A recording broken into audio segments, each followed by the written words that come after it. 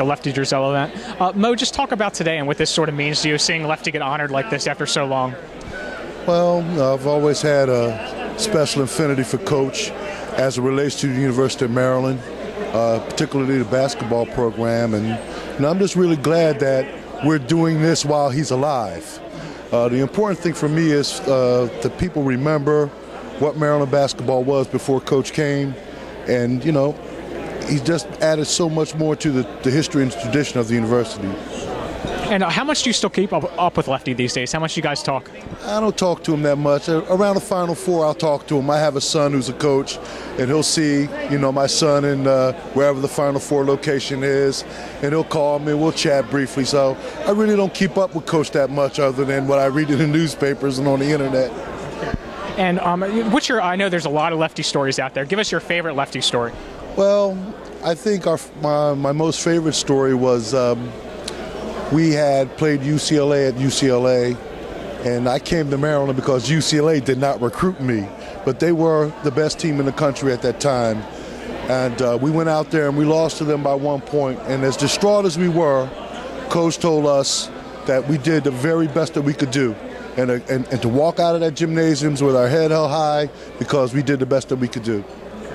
And what kind of a recruiter was Lefty? We hear he's pretty voracious out there. Talk about that. Well, Coach figured it out right. He figured it out early. You recruit the mom. You recruit the mom. My mother loved Coach. I know one time Coach came to visit us, and Coach liked desserts. And my dad went out and bought this great big strawberry shortcake. And when Coach saw that, he just went bananas. But he had it right. You recruit the mom. Any favorite Lefty mom stories? Well, I mean, he was just, you know, back then, we had guys from all over the country. And what Coach would do is he would invite the parents and us to his house after the games. And, you know, he was just so attentive to all the mothers. All the mothers loved him. Just tell Terps fans what you're doing now, where you're living, what you're doing professionally. Well, I work here in Maryland. I work for Montgomery County Public Schools. I continue to live in Pennsylvania.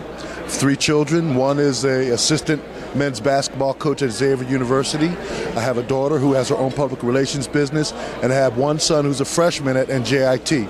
Okay. So professionally, it's all working out. There you go. Thank you. And after playing in Cole for so many years, how much do you miss that facility? I kind of like this a little better. It's got air conditioning, you know? But, you know, I mean, it's such a rich tradition in Cole, particularly at the time we all came to Maryland. You know, you have to remember that there were always 3 teams from the ACC in the top 5 in the nation. It was us, North Carolina State. And we really had some great games there. The fans were just incredible. And you also have to remember, it was one of the biggest arenas on the East Coast at that time. So, you know, we had the best of everything. Sure. And then what do you think of Coach Turgeon and Coach Turgeon's program right now? What do you think of the Maryland? I think he's doing a great job. You know, it's tough to follow Gary Williams.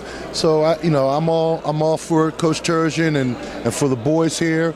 And, you know, it seems as though they're trying to continue the winning tradition of Maryland basketball.